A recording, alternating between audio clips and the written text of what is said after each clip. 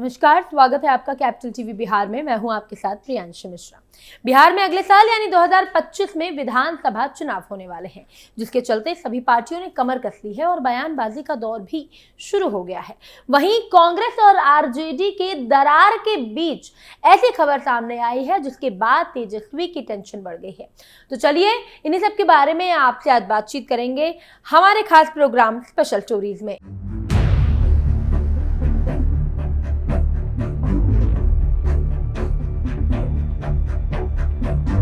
बिहार में सभी राजनीतिक पार्टियां 2025 में होने वाले विधानसभा चुनाव की तैयारियों में जुट गई हैं। महागठबंधन के दलों ने भी संगठन को मजबूत करने की तैयारी तेज कर दी है। इसी बीच कांग्रेस और आरजेडी के नेताओं के बीच कई मौके पर खींचातानी भी दिखाई दे रही है। इसको लेकर अब चर्चाएं हो रही हैं कि कांग्रेस आरजेडी साथ में चुनाव लड़ेगी या फिर ये दोनों अलग अलग चुनाव लड़ेंगे। इस पर कांग्रेस सांसद तारिक अनवर की भी प्रतिक्रिया सामने आई है। उन्होंने हाल ही में कहा कि पार्टी अपना विस्तार चाहती है, उनके ऐसा प्रयास करने से।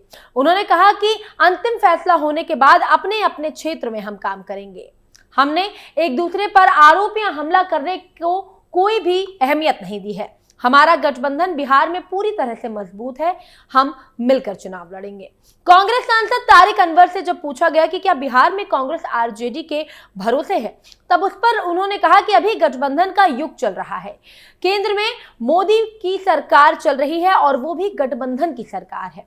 उसी तरह से इंडिया गठबंधन है, इसमें भी 17-18 पार्टियां हैं।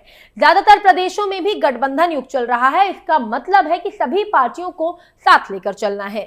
आरजेडी के नेतृत्व में लड़ेंगे चुनाव। कांग्रेस सांसद ने साफ तौर पर कहा कि बिहार में आरजेडी बड़ी पार्टी है और उसके ही नेतृत्व में चुनाव होगा।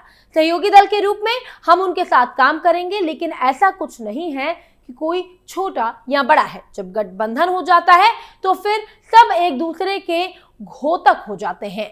वहीं थर्ड फ्रंट की चर्चाओं पर विराम लगाते हुए तारिक अनवर ने कहा कि हम आरजेडी के साथ ही गठबंधन में चुनाव लड़ेंगे।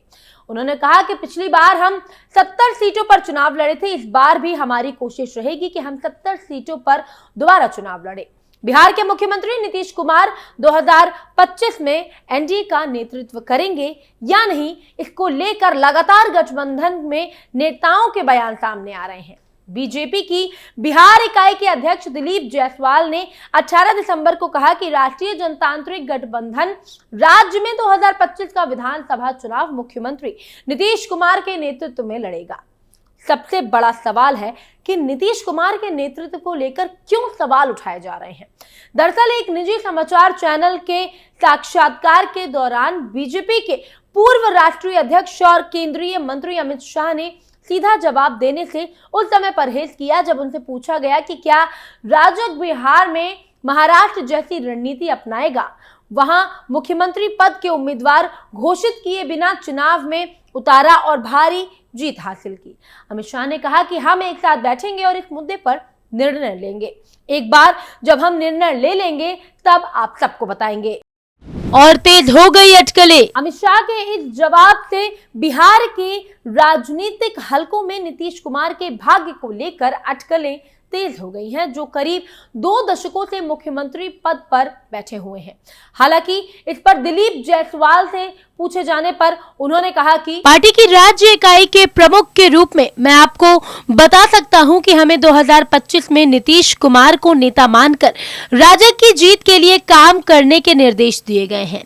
अमित शाह के बयान को उचित संदर्भ में देखा जाना चाहिए। कभी भी किसी व्यक्ति द्वारा नहीं लिया जाता निर्णय। नीतीश कुमार मंत्रिमंडल में मंत्री जायसवाल ने कहा कि नेतृत्व पर निर्णय एक ऐसी चीज है जिसे लेने के लिए मैं प्रदेश अध्यक्ष होने के बावजूद सक्षम नहीं हूं। पार्टी का संविधान कुछ ऐसा है कि जिसका शाह जैसे शीर्ष नेता भी पालन करते हैं, इसीलिए उन्होंने ऐसे मुद्दे पर टिप्पणी करने का फैसला नहीं किया। कभी भी किसी व्यक्ति द्वारा निर्णय नहीं लिया जाएगा। इसी बीच इंडिया गठबंधन की एक घटक दल भाकपा लिबरेशन ने कहा कि नीतीश कुमार को बीजेपी के विश्वासघाती चरित्र के खिलाफ सतर्क रहने की जरूरत है। बिहार विधानसभा में भाकपा विधायक दल के नेता महमूद आलम ने यह दावा किया कि नीतीश कुमार को बीजेपी ने बंधक बना लिया है।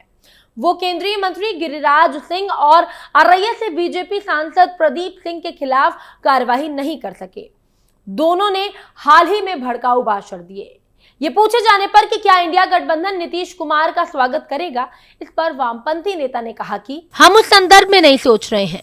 मैं सिर्फ नीतीश कुमार को एक सलाह दे रहा हूं, जो अपनी सारी विश्वसनीयता खोने का जोखिम उठा रहे हैं। वहीं केंद्रीय मंत्री अमित शाह की बाबा साहेब भीमराव अंबेडकर पर टिप्पणी के बाद सियासी घमासान और बढ़ गया है। इसी बीच आरजेडी सुप्रीमो लालू प्रसाद यादव की ओर से अमित शाह को पागल बताए जाने से एक और सियासी बहस छिड़ गई है। इस पर अब जेडीयू प्रवक्ता नीरज कुमार की प्रतिक्रिया सामने आई है। 19 दिसंबर को नीरज कुमार ने कहा कि लालू यादव को लोक लज्जा से कोई भी मतलब नहीं है। उन्होंने कहा कि लालू यादव राजनीतिक शुचिता का ख्याल भी नहीं करते हैं। आपको बताना होगा कि आपने अंबेडकर के लिए क्या किया। जेडीयू प्रवक्ता ने आगे कहा कि लालू यादव अमित शाह पर सवाल तो उठाते हैं, लेकिन आपको यह समझाना होगा कि अगर आप अंबेडकर की बात करते हैं तो आपने पटना में 400 करोड़ से ज्यादा की संपत्ति कैसे खरीद ली। अब लालू के बयान के बाद प्रदेश में और नेता उन पर हमलावर है। आपको बता दें कि संसद से शुरू हुई बयानबाजी का मामला तूल पकड़ता हुआ नजर आ रहा है। विपक्ष जहां इसे अंबेडकर का अपमान बता रहे हैं, वहीं बीजेपी को अंबेडकर और आरक्षण विरोधी बता रहे हैं। वहीं दूसरी तरफ एनडीए के घटक दल अमित शाह के बयान पर उनका बचाव करते हुए उन पर पलटवार कर रहे हैं। विपक्षी दलों से सवाल कर रहे हैं कि आखिर आप लोगों ने सत्ता में रहकर अंबेडकर के लिए क्या कुछ किया है, उस बात को साबित करिए। बीजेपी ने कहा लालू यादव थोड़ा शर्म करें। उधर बीजेपी प्रवक्ता अरविंद सिंह ने कहा कि केंद्रीय मंत्री अमित शाह जब विपक्ष को आईना दिखाए, सच्चाई बताई, उनसे पूछा कि बाबा साहेब भीमराव अंबेडकर के बारे में उनके ख्याल क्या हैं, तो विपक्ष तिलमिला उठा। अब लालू प्रसाद यादव जैसे राजनीतिक के जोकर किस तरह का बयान दे रहे हैं। लालू यादव थोड़ा शर्म करें, कुर्सी के लिए जो चरण वंदना है उसके लिए शर्म करें। लालू पर हमला करते हुए अरविंद सिंह ने कहा कि दलितों के आप हत्यारे हैं। गृह मंत्री ने आपको आईना दिखाया तो आप तिलमिला चुके हैं। गृह मंत्री ने सच कहा। बाबा साहेब अंबेडकर को कांग्रेस सदन में फोटो तक नहीं लगाने दिया। आपने बाबा साहेब को चुनाव हराने का काम किया। यानी अमित शाह के सदन में दिए गए बयान को लेकर जैसे यूपी में विपक्ष हो हल्ला कर रहा है, वैसे ही बिहार में भी इसको मुद्दा बनाकर इस पर सियासत की जा रही है। वहीं दूसरी तरफ आरजेडी को भी तगड़ा झटका लगा है, क्योंकि कांग्रेस और आरजेडी के बीच चीजें ठीक नहीं चल रही है। जहां पर डिप्टी सीएम की मांग करते हुए कांग्रेस ने आरजेडी को झटका दिया है, वहीं अब देखना होगा कि बिहार में सियासत कौन सा नया मोड़ लेगा। फिलहाल अभी के लिए इतना ही, स्पेशल स्टोरी में इतना ही, लेकिन फिर से हाजिर होंगे एक नए मुद्दे के साथ। तब तक के लिए बिहार की तमाम खबरों को जानने के लिए आप देखते रहिए कैपिटल टीवी। नमस्कार।